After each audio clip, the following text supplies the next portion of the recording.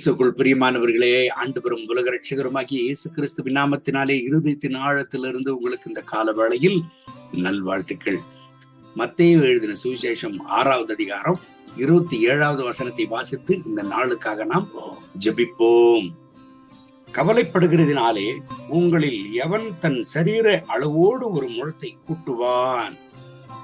தேவனுடைய பிள்ளைகளே, ஆண்டவராகிய இயேசு கிறிஸ்து அவரை தேடி வந்த ஆயிரக்கணக்கான மக்களை பார்த்து பேசுகிற பொழுது ஆண்டவர் அவர்களை திடப்படுத்துகிறார். கவலைப்படாதீர்கள், உங்கள் தேவைகளை குறித்து கவலைப்படாதீர்கள் என்று ஆண்டவர் அவர்களை திடப்படுத்துகிறார்.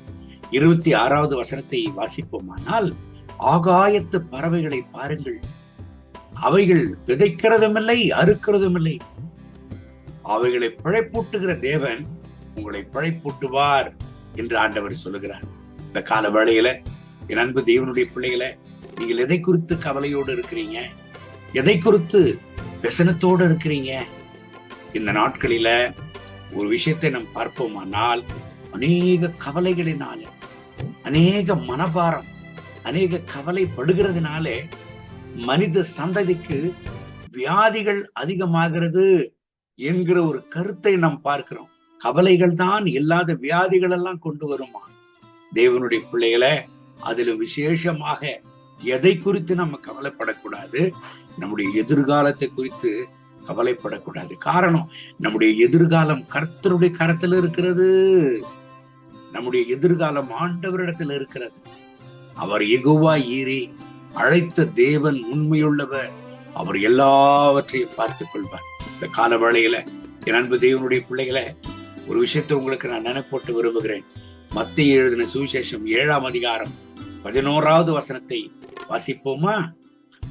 ஆகையால் பொல்லாதவர்களாகிய நீங்கள் உங்கள் பிள்ளைகளுக்கு நல்ல ஈவுகளை கொடுக்க அறிந்திருக்கும் போது பரலோகத்தில் இருக்கிற உங்கள் பிதா தம் இடத்துல வேண்டிக் கொள்ளுகிறவர்களுக்கு நன்மையானவைகளை கொடுப்பது அதிக நிச்சயம் அல்லவா?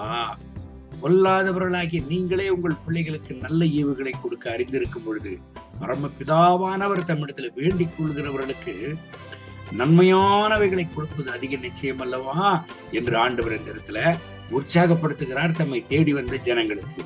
தேவனுடைய பிள்ளைகளை, அவரிடத்துல வேண்டிக் கொள்ளுகிற கர்த்தருடைய பிள்ளைகளுக்கு நன்மையானவைகளை கொடுக்கிறாராம். அப்படின்னா ஜெபம் பண்ணுகிற கர்த்தருடைய பிள்ளைகளுக்கு, ஆண்டவரை தேடுகிற கர்த்தருடைய பிள்ளைகளுக்கு மத்தேயு 6:33 சொல்லுகிறது, அவரை தேடுகிற கர்த்தருடைய பிள்ளைகளுடைய வாழ்க்கையில காணப்படுகிற தேவைகள் எல்லாம் அவர் சந்திப்பாராம். என் அன்பு தேவனுடைய பிள்ளைகளை, நீங்கள் எதை குறித்து கவலையோடு இருக்கிறீங்க? கண்ணீரோடு, வருத்தத்தோடு, வேதனையோடு இருக்கிறீங்களா? கவலைப்படாதீங்க. உங்களை அழைத்தவர் உண்மையுள்ளவர். உங்க தேவைகள் எல்லாம் சந்திப்பாரு. சொர்ந்து போகாதீங்க.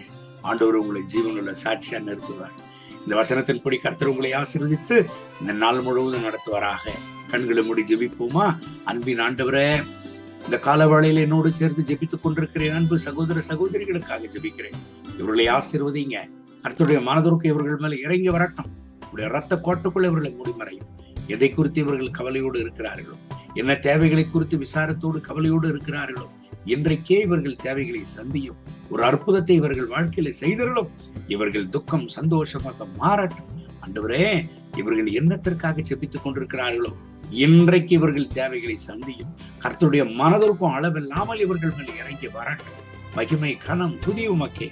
இயேசுவின் நாமத்தில் பிதாவே, ஆமென், ஆமென்.